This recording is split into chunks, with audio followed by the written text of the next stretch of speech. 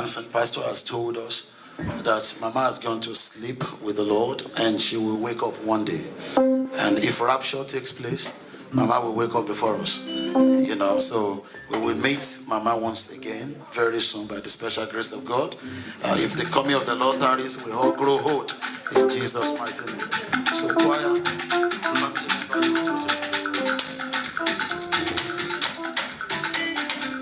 please, can we rise up as we dance? Kábíyèsí rẹ̀ Olúwa, ọba tó fi mọ́lẹ̀ ṣaṣọ́bọra. Kábíyèsí rẹ̀ bá mi, ọba tó fi mọ́lẹ̀ ṣaṣọ́bọra. Kábíyèsí rẹ̀ Olúwa, kábíyèsí rẹ̀ Olúwa, ọba tó fi mọ́lẹ̀ ṣaṣọ́bọra. Kábíyèsí rẹ̀ Olúwa, kábíyèsí rẹ̀ Olúwa, ọba tó fi mọ́lẹ̀ ṣaṣọ́bọra. Ó fi mọ́lẹ̀ ṣaṣọ́bọra. Ó fi mọ́lẹ̀ ṣaṣọ́bọra.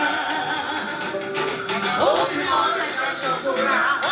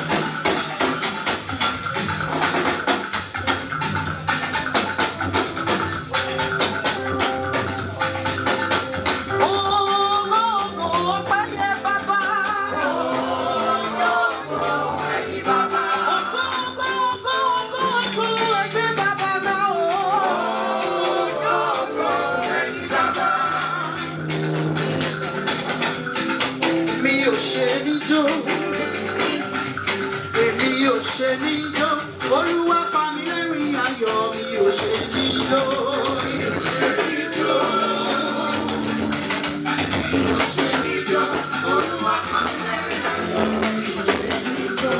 Please, any money that you want to give to our dear sister, please give it to her personally. Any money you drop in here, it goes to the church. Amen. Let's continue.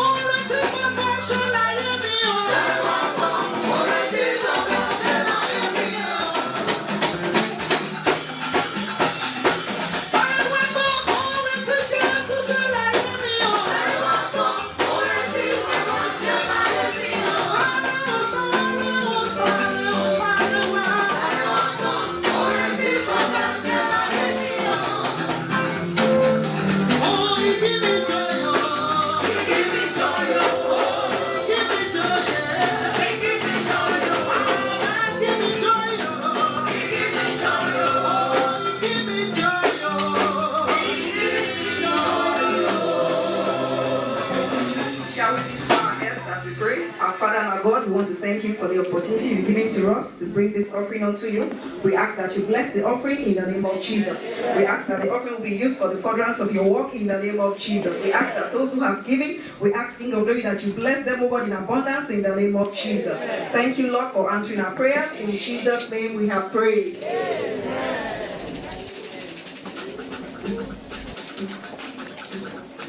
Mrs. Mobi Pastor,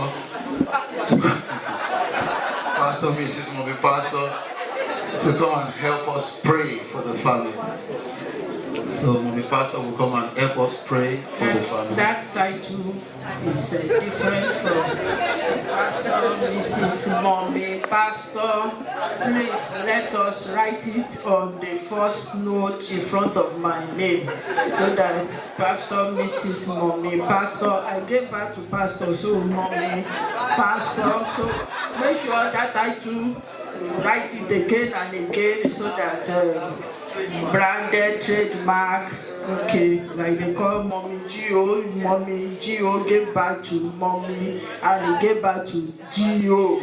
So Mommy Gio, amen. Please, I would like the family members to please come forward while I would invite all ministers in the house to please also come forward and let us pray for this family. All family members, please come forward.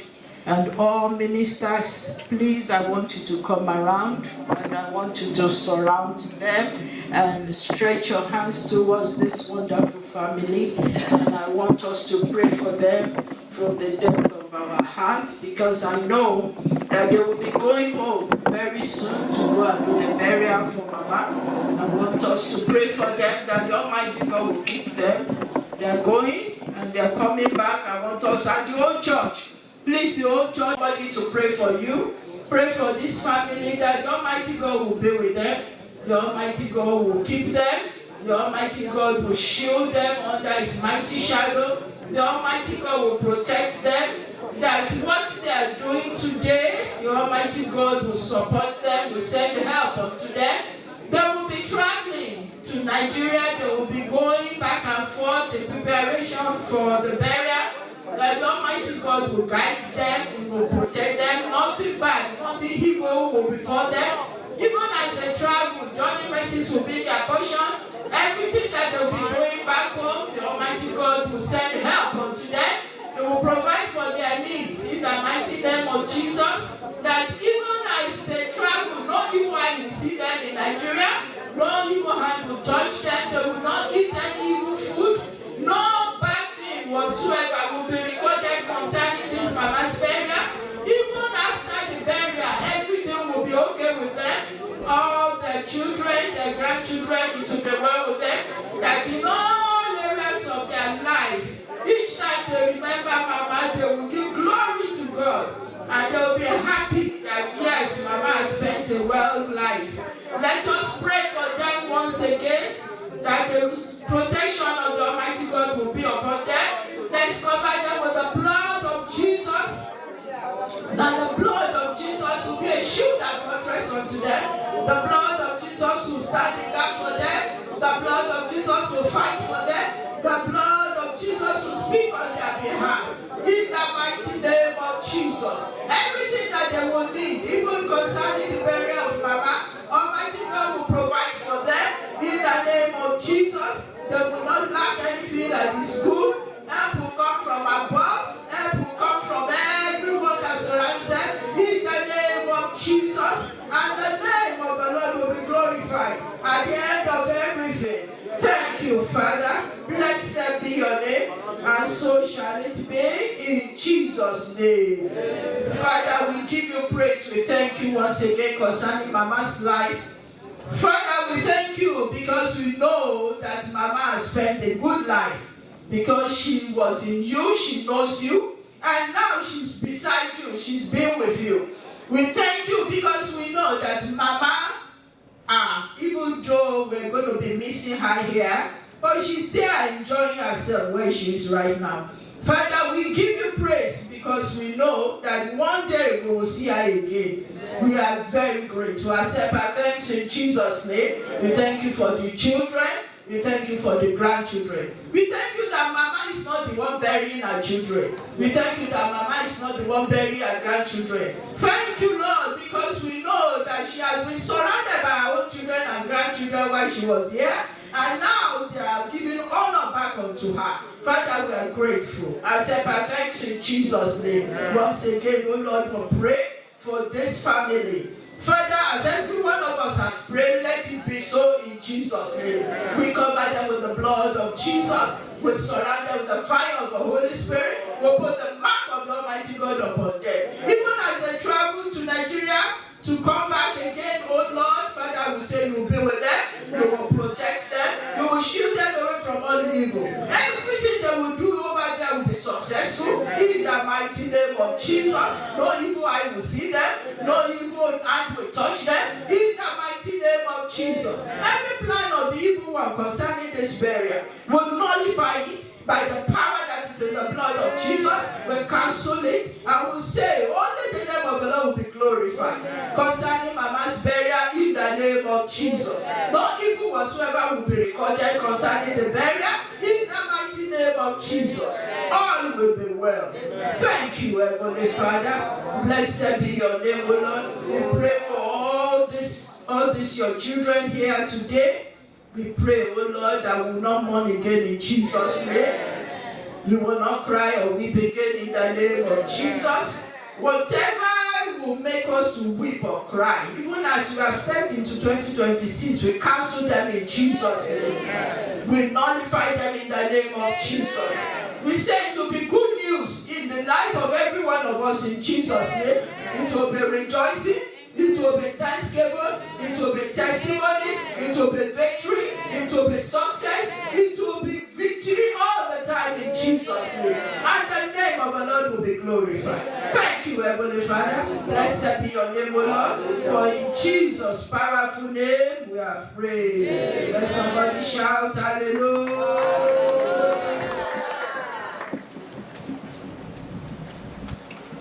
Thanks. And after that, we would go to the closing hymn. So, Sister Yemi, vote of thanks.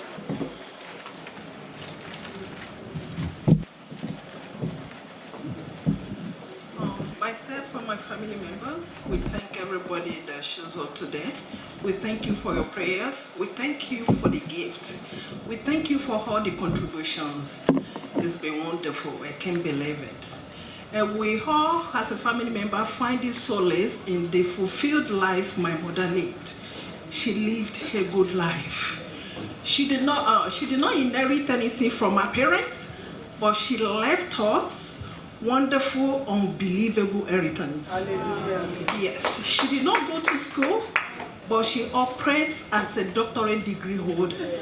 I thank God for her life. And thank you, everybody. God bless you all. We'll go back home in peace in Jesus' name. Thank you for the Lord. Praise the Lord. So Mama just demonstrated that it's not only a good man that lives in inheritance, a good woman does the same thing. A choir come help us with a closing hymn, and after that I will invite Pastor Kende for the benediction and prayers. Now the day is over.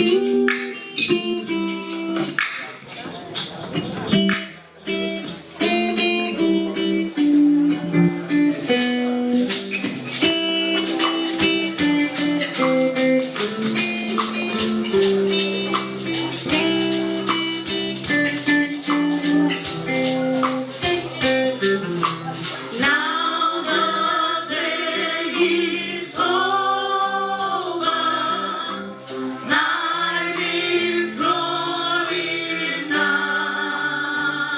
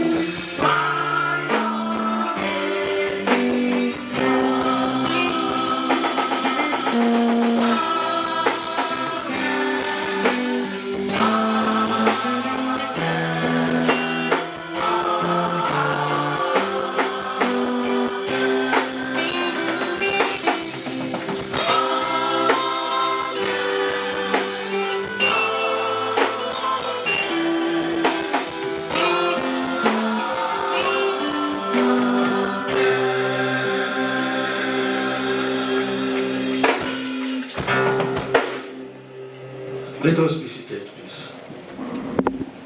Praise the Lord. We are running up everything quickly so that we can get room before science snowing. And I pray the Almighty God will see us through in the name of Jesus. Just quick announcement, the workers, training, teachers should just wait briefly Then after the service. There's no other meeting after the service right now. We are all going home quickly before science snowing. And God will be with us in Jesus' name. If you came after the service and you are watching here for the first time, kindly just lift up your hands. So it's your first time here. You've not watched just here before. Just coming for the first time. Apart from those people they called before, just lift up your hands. You are already. Stand up, let us just welcome you. Can stand up. You are already blessed. As you fellowship here in our midst, in the name of Jesus, you are already blessed. You are already blessed. You are already blessed. You are already blessed. You are already blessed. You are already blessed.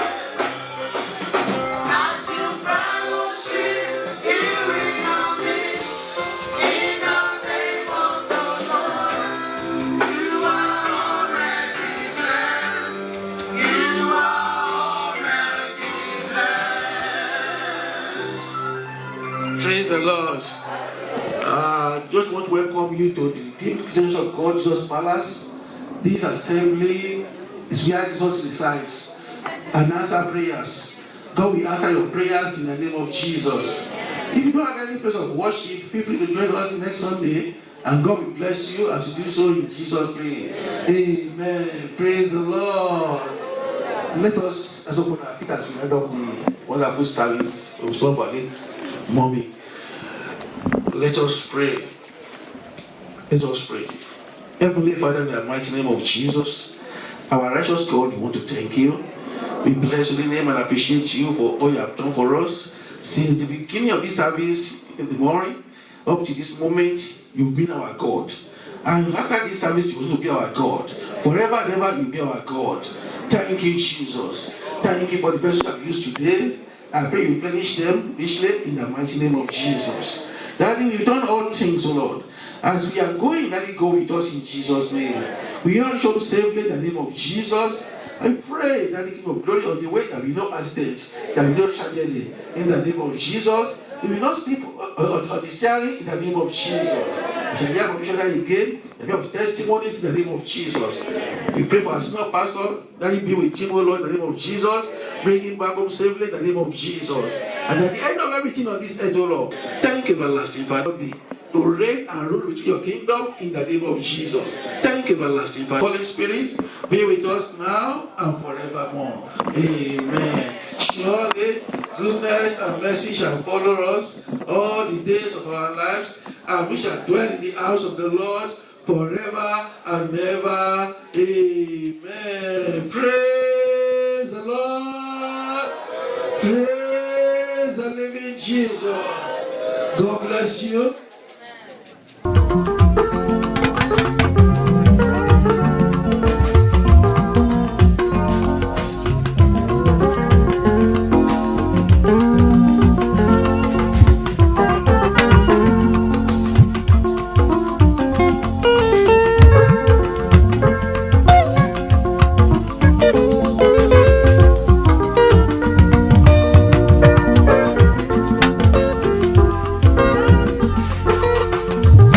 Ènìyàn máa ń ṣe é rọra rẹ ju bí ó ti mọ lọ. Ènìyàn máa ń ṣe é rọra rẹ ju bí ó ti mọ lọ. Ènìyàn máa ń ṣe é rọra rẹ ju bí ó ti mọ lọ. Ènìyàn máa ń ṣe é rọra rẹ ju bí ó ti mọ lọ. Ènìyàn erùpẹ̀ lásán tó ń jẹ tó ń mú ní erùpẹ̀ tó ń ṣiṣẹ́ fi kèrùpẹ̀ jọ. Owó tí o ní erùpẹ̀, ilé tí o kọ́ erùpẹ̀, erùpẹ̀ tó jẹ́ erùpẹ̀ tó jẹ́ erùpẹ̀ lọ tí ó padà dérùpẹ̀. Ènìyàn máa ń ṣe èrora rẹ ju bí o ti mọ̀ lọ. Ènìyàn máa ń ṣe èrora rẹ ju bí o ti mọ̀ lọ. Ènìyàn máa ń ṣe èrora rẹ ju bí o ti mọ̀ lọ.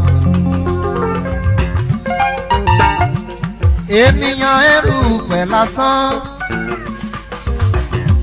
tó ń jẹ tó ń mú ní nírùpẹ̀,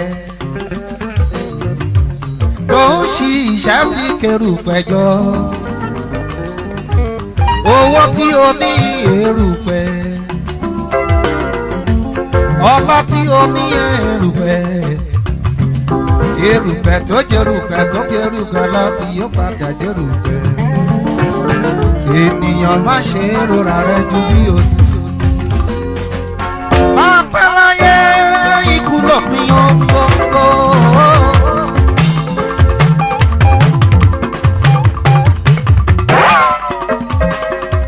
Báwo ti pẹ́ láyé ikú lópin ohun gbogbo. Gbèsè sáàni gbèsè ló já o ara mi. Ikú lópin ohun gbogbo láyé yìí o. Pápẹ́ láyé ikú lópin ohun gbogbo.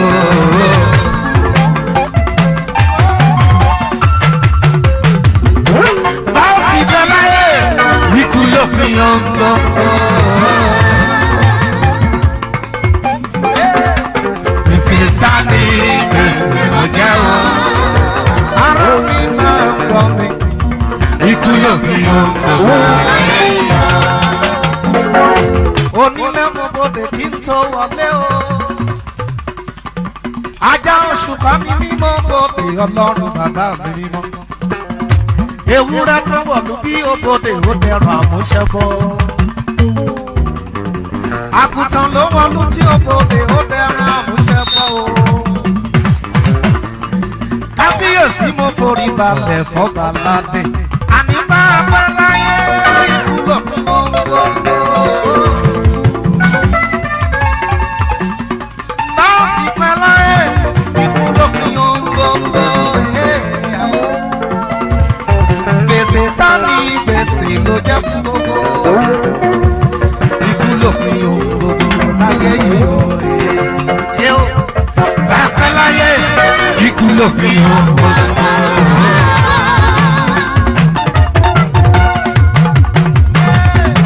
Báàsì pẹ́ láyé ikú lópin ohun gbogbo.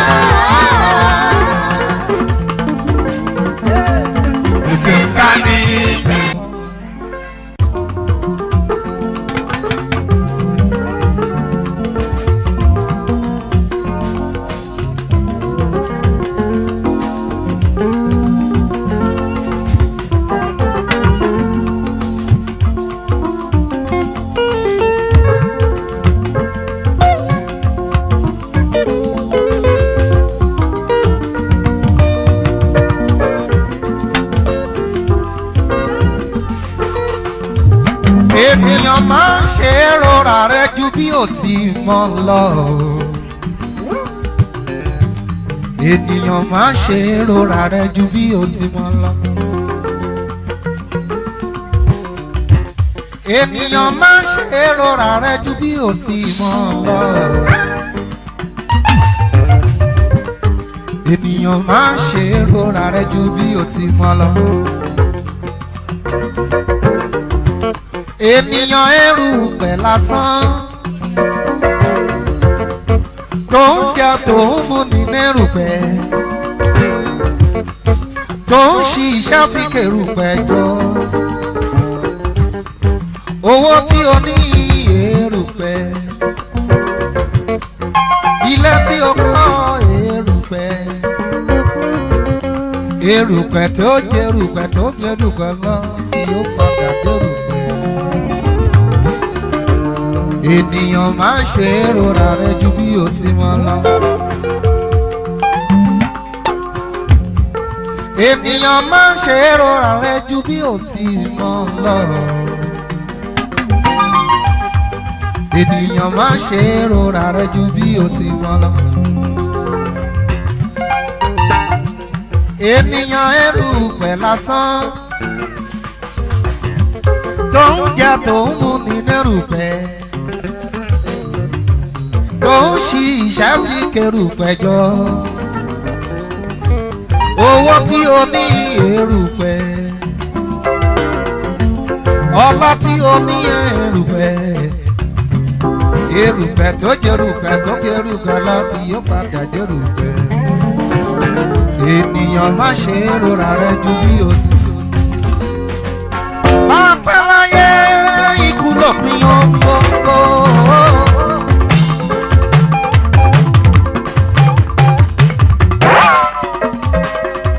bá a ti pẹ́ láyé ikú lópin ohun gbogbo. gbèsè sáàni gbèsè ló já o ara rẹ̀. ikú lópin ohun gbogbo láyé yìí o.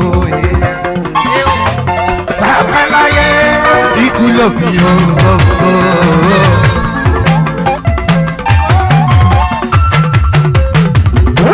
báwo ti bẹ láyé ikú lópin ohun gbogbo. gbèsè sáni gbèsè ló jẹ́ o.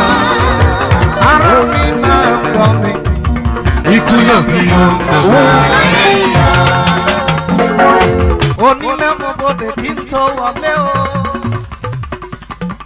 ajá oṣù kan ní mímọ́ bòdè ọlọ́run bàbá mi mímọ́. ewúrẹ́ tó wọ̀lú bí òbòdè ó dẹrùn àmúṣẹ́bọ́. àgùntàn ló wọ̀lú tí òbòdè ó dẹrùn àmúṣẹ́bọ́ o.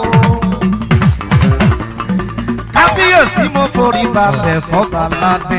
àní bá a bá láyé ikú lópin ohun gbogbo.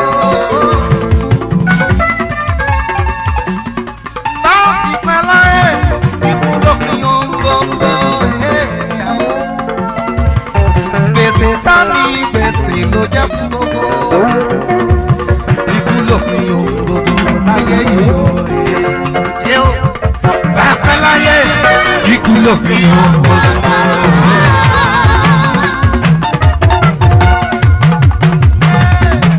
bàbá láyé ikú lópin ohun gbogbo. gbèsè sáni gbèsè ló jẹ́ o.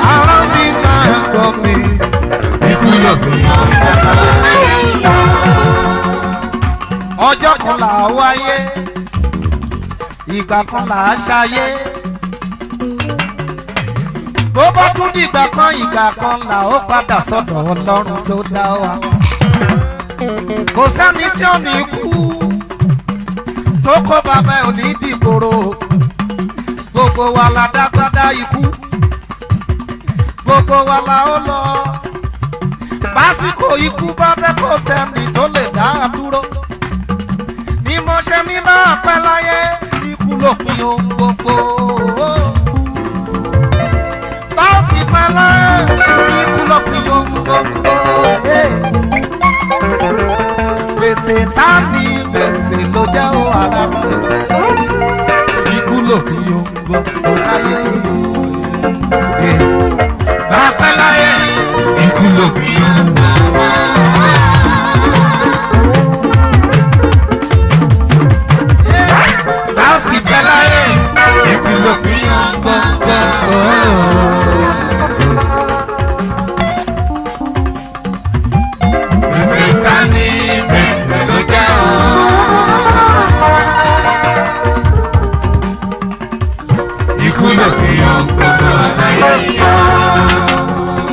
ó dáná èèyàn yìí bá a bá pé 70 ká tó la láyé oore ọ̀fẹ́ ọlọ́run la jẹ. àwọn tó kú ní 35 ní 40 wọn ò ṣẹ lọ́run. àwọn tó kú lọ́mọ ọdún mẹ́jọ ṣé wọ́n ṣẹ lọ́run ni. ẹni Èdùmàrè bá fún lóore ọ̀fẹ́ láti dàgbà kó tó relé Oore ọ̀fẹ́ l'Ẹlẹ́dùmarè fún mi. Ọjọ́ ayọ̀ kan ń bọ̀.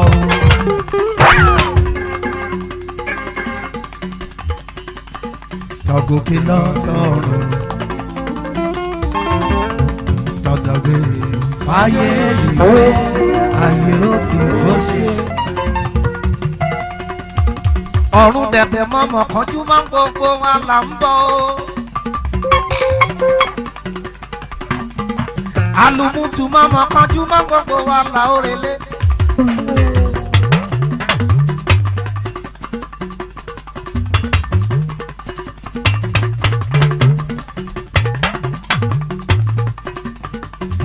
La ṣe ń pariwo pé ká fi ṣe eré sílẹ̀ ló dáa ká tó lọ láyé.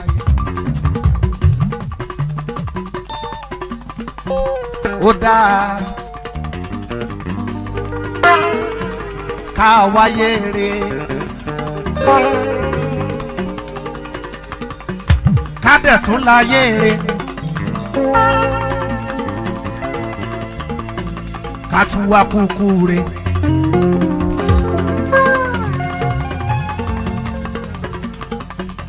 Àwọn tó mọ Jésù kí wọ́n tó mọ kú.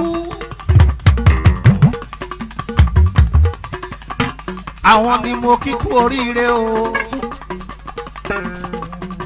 Torí wọn ò kú àkúrú bí iṣu.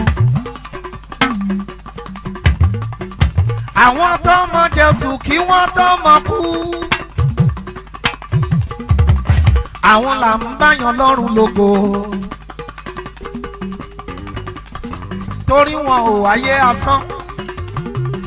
Béèyàn bá kú láì lólùgbàlà ó ti kú àkúrú bí iṣu. Bíbélì mi fi yé mi.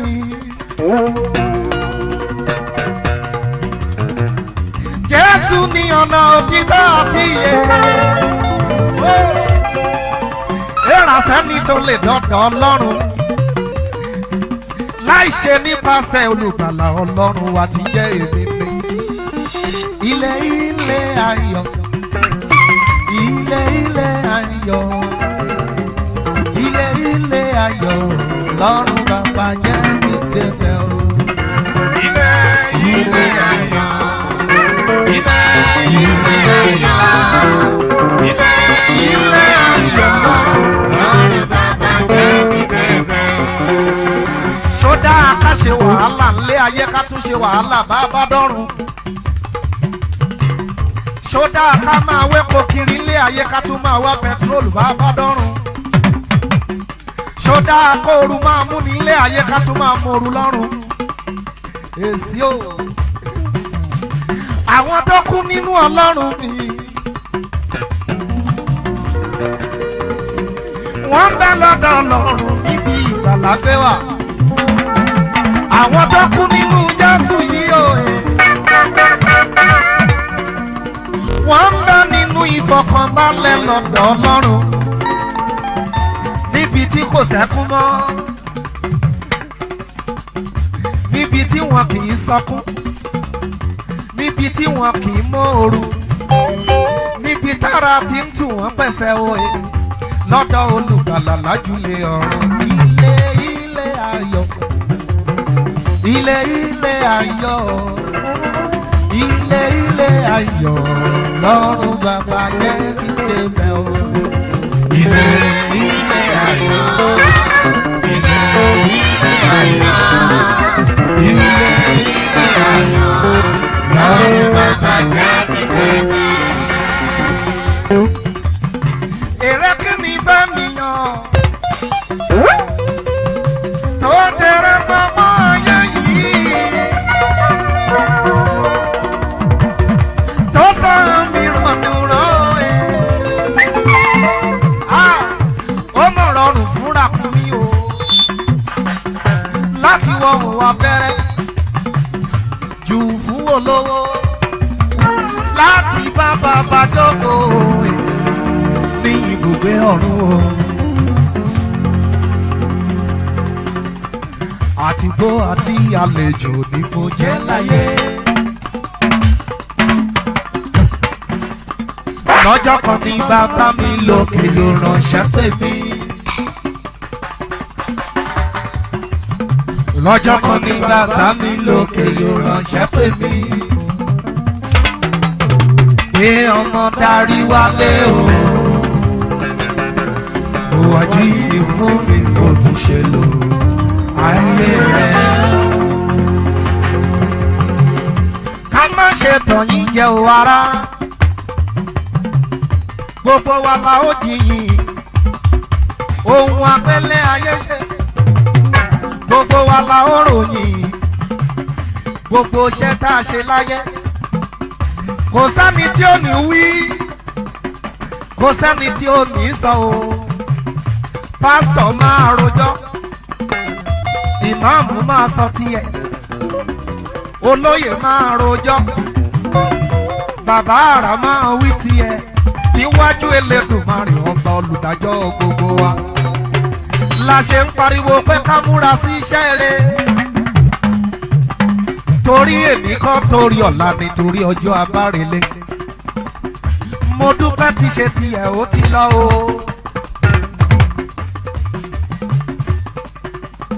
Felicia ti ṣe tiẹ̀ ó ti kọ̀run lọ ó ti ṣe wọ̀n tó lè ṣe àwa tó kù ká múra. Abẹ́bọ̀ àwa ló kù ká múra abara yóò dá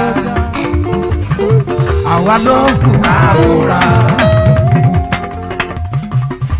Ẹni tó kú jọ̀wọ́ fọmọ rere sílẹ̀ sáyé ló yẹ ká kíkú oríire. Torí pé wọn ò kú àkúrú bí iṣu ni.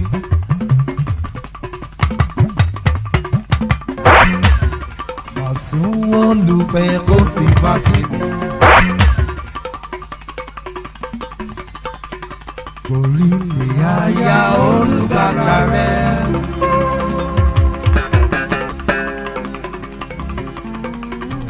A fẹ́ ọ ṣùgbọ́n Jésù fẹ́ ọ jù. Súnlé súnlé súnlé.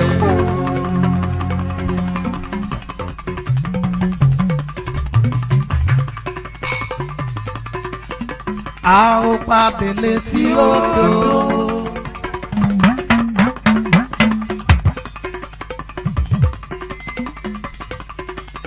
Tẹ̀sẹ̀ àgẹ́lì ti tẹ̀.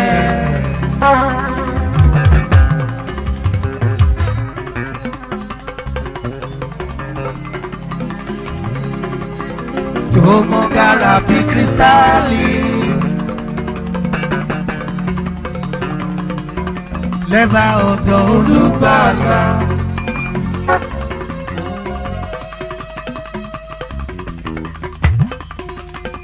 Àwọn pàdé létí odò.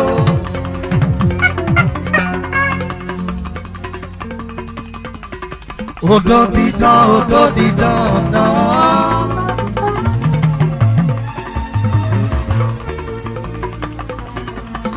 Pẹ̀lú àwọn mímọ́ lẹ́bàá odò.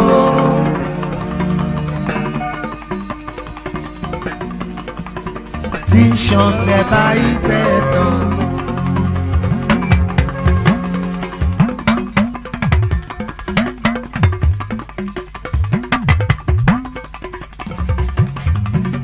Ojú mi ràn ọmọdé, ojú mi rà àgbàlagbà o. Àìní ojú mi ràn ọmọdé, ojú mi rà àgbàlagbà o. Màmá rí àròdò alẹ̀, ojú mi lòdì o. Ní ojú mi ràn ọmọdé, ojú mi rà àgbàlagbà o. Ní ojú mi ràn ọmọdé, ojú mi rà àgbàlagbà o. Màmá rí àròdò alẹ̀, ojú mi lòdì o. Abiyamọ ti lọ èèmọ̀ padà mọ́ o.